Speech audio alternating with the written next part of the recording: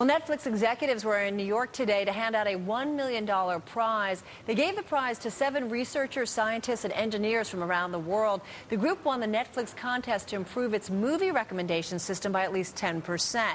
Well, Netflix co-founder and CEO Reed Hastings said the prize is aimed ultimately at helping its subscribers. Well, we want to help viewers choose. When most people watch movies, 1 out of 3 of the movies they really just love. And we want to change it so it's 2 out of 3 that they love. And if we do, then they'll watch a lot more movies. They'll be really happy with Netflix. So that's what the movie recommendations are about, and the Netflix prize is about. Bottom line, it's all about really getting people to rent more movies, I'm assuming, driving earnings and so on and so forth. Your CFO recently raised the forecast for 2010, the growth forecast. Is that for earnings per share, for subscriber growth, for everything across the board? We're just continue to be so blessed. I mean, internet video is growing, streaming, DVD is continuing to grow for us. We're really just able to fire on all cylinders. But there's a lot of competition coming. I mean, there's Apple and Amazon and Hulu and YouTube and all kinds of companies. So this internet video thing is going to be a big market with a lot of competitors. And that's the business of the future, correct? That is the business we're doing today. In fact, we're streaming movies now to thousands of devices, to millions of subscribers. It's just really coming together. What happens to the DVD rental market? I know you've talked in the past, I've read some stories about in 4 or 5 years, maybe that starts to go away, or what?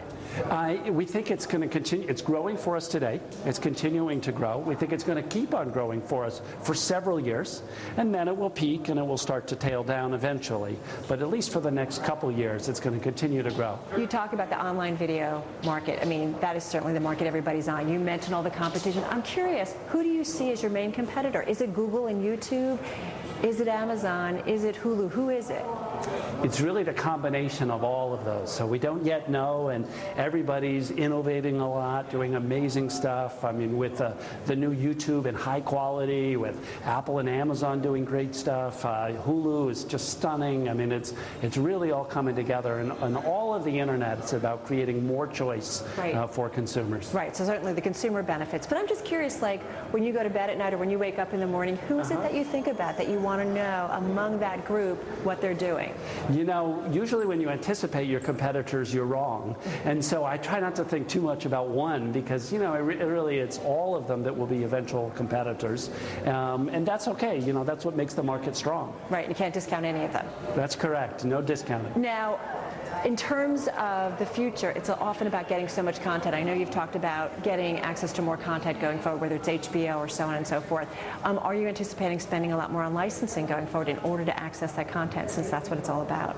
Absolutely. I mean, our goal is to generate a lot of subscribers and then to be able to pay the studios and the networks a lot of money for the content. So you do anticipate that there's going to be a lot more expenditure on that? Absolutely. As we grow, we want to be able to generate a lot of revenue from the content and then pay the content owners well. That's how we really get to license more and more content, is by paying them a lot of money. Does the idea of kiosks play into your equation at all? I mean, NPD Group put out some numbers about kiosk growth, saying like 30% by the end of this year. It's up from like 19% a year ago. That's tremendous growth. How do you combat that? Do you join the party? You know, kiosks have been growing well the last couple of years, and so has Netflix. 2 years ago, we were growing at 25% year over year. A year ago, we were growing at 25%, and this year we're growing at 25% in the middle of a recession. So we're really happy with what's going on with Netflix. And do you think you can maintain that 25% growth rate for the next 2-3 years? You know, you can never tell what happens in the future. So right now, we're continuing to just try to improve our service, make it better and better, like the Netflix prize with the movie recommendations, or more content for streaming, and we'll do the best we can. Let me ask you, what is the future for Netflix? Where do you see it in 5 years? In 5 years, we'll be shipping an enormous number of DVDs, you know, a lot more than today, and we'll be doing a lot of movie streaming to all kinds of devices. Going to keep it in the U.S. market, or is there any plans to go overseas? For now, we're all in the U.S. market. Any plans to sell the company at any point? There's been some speculation out there. I'm just curious if that's part of the end game at all. You know, being a public company, there's always speculation, but we don't comment on any of it. Well, checking in on shares of Netflix, they have outperformed the NASDAQ, rising nearly 60% so far this year.